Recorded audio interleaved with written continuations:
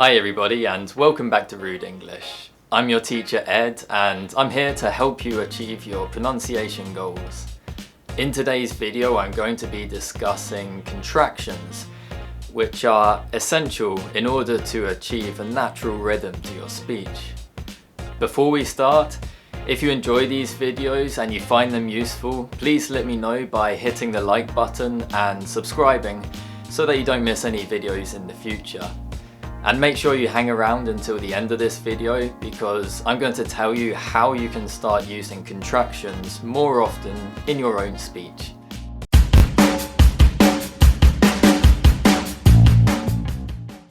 So what is a contraction? Well, a contraction is when two words are joined together by shortening one of the words. Usually pronouns and verbs are contracted, but other words can be contracted too, and they're a way of making words faster and easier to pronounce in connected speech. After all, connected speech is just a series of shortcuts that people take in order to make speaking easier. Contractions are both spoken and written, so we omit sounds when we speak, and this is reflected in writing by an apostrophe in the place of the missing letters. Some examples of contractions include I'm, your, she's, he'll, we'd, they'd, and it's. What do you notice about all the words that contract in these examples? They can all be used as auxiliary verbs. Auxiliary verbs are function words, and if you've seen my other videos, you'll know that function words are often reduced in order to maintain correct sentence stress in connected speech. So if you don't use contractions, your speech won't flow naturally, and people will have to work harder to understand you. Compare these examples. Which is harder to pronounce, and which sounds more natural? She will tell him what has happened. She'll tell him what's happened. The first sentence contains 8 syllables, whereas the second sentence only contains 6.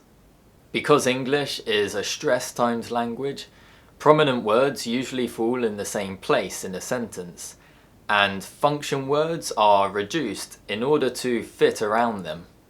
Consequently, we have to work harder to say the first sentence because there are more syllables to pronounce in the same amount of time.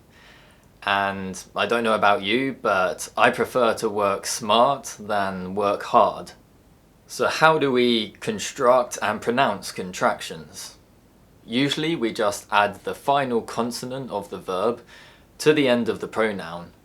But as always, English pronunciation isn't that simple. Some sounds may change or be inserted depending on the phonological characteristics of the words being contracted. The verb to be is the most commonly contracted, so let's take a look at some examples now.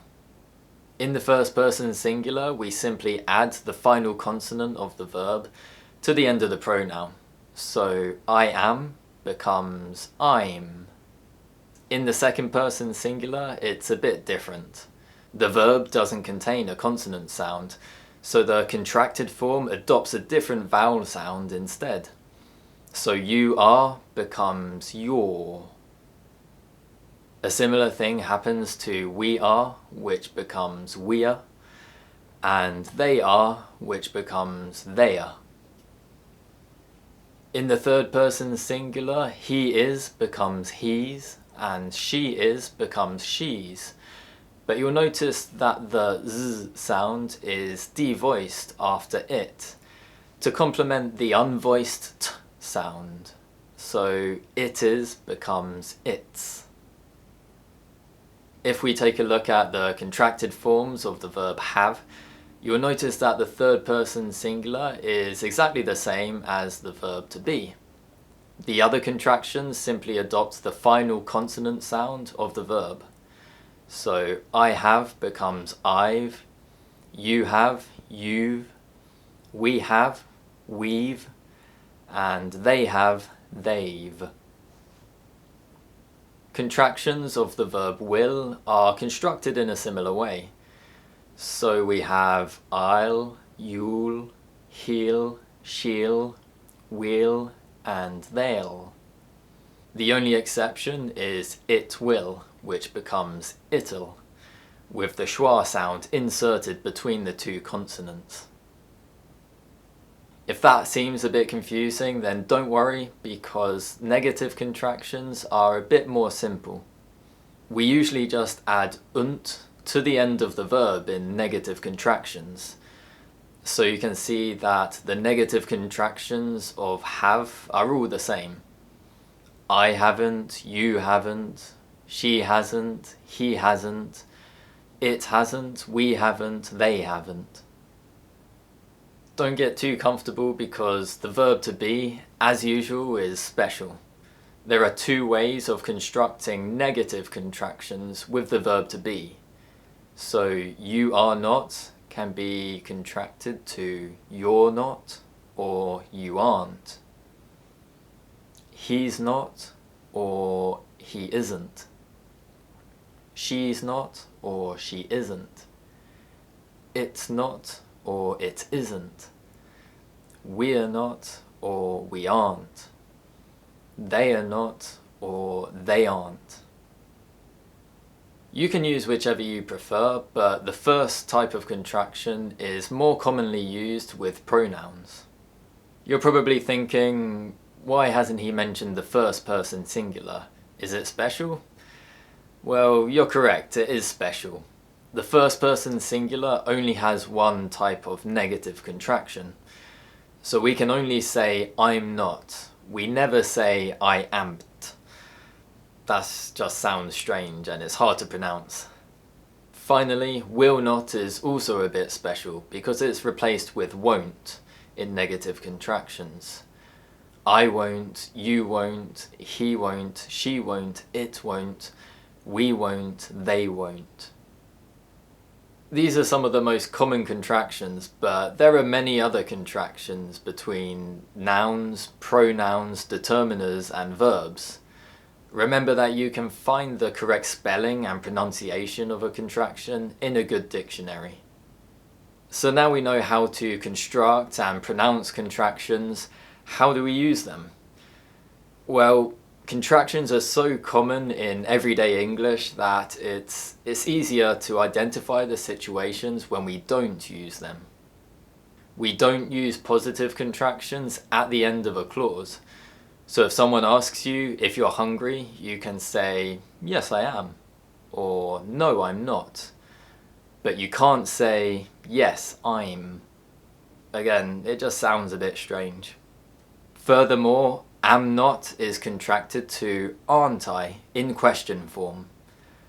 I am hungry, aren't I? We don't use contractions when we want to emphasize something. Whoa, I did not expect him to say that. We also avoid contractions in formal writing, and we use them less in formal speech, so they are less common in business meetings and business reports. Finally, there are some contractions which are commonly spoken but never written. For example, could've, or double contractions such as couldn't-have. You'll hear native speakers use these all the time, and I encourage you to copy them, but you must never write these contractions. So how can you start using contractions more often in your own speech? The best way to start using contractions is to focus on them one at a time. Take one verb. The verb to be would be a good starting place since it's the most common contraction. Study the different forms and make sure you can pronounce it properly, and then start to incorporate it into your own speech when you speak English, focusing on a natural rhythm. If you don't have many opportunities to speak English, then listening and writing are good alternatives. Once you're confident, move on to the next verb, and then the next, and so on. Regular, targeted practice that you enjoy is the best way to learn new language. Well, that's the end of the lesson. Thanks very much for watching. Please let me know what you thought in the comments below, and remember to like and subscribe for more educational videos in the future. I'll see you all next time. Goodbye.